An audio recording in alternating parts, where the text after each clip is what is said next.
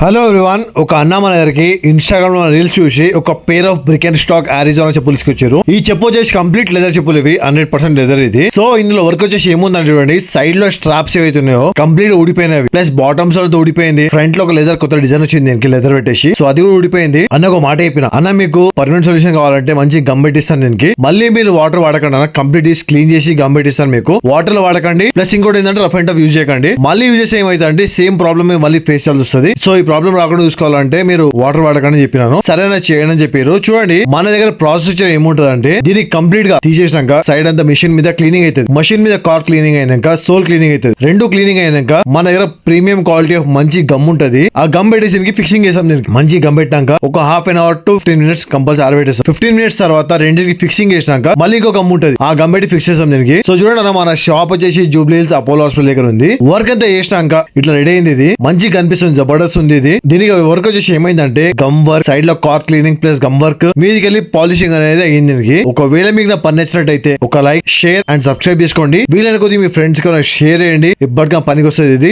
Thank you. నా జీవితంలో నేను ఎట్లయినా బతికేస్తా అనే ధైర్యం నాకు ఉంది. కష్టం అంటే భయపడను. నేను పుస్తకాలు చదవకపోవచ్చు, మనుషులు చదివిన. పుస్తకాలు చదివినోడు కంటే మనుషులు చదివినోడు చాలా గొప్పగా బతుకుతుంది. పుస్తకాలు చదవడం రాలేదని ఎప్పుడు బాధపడను.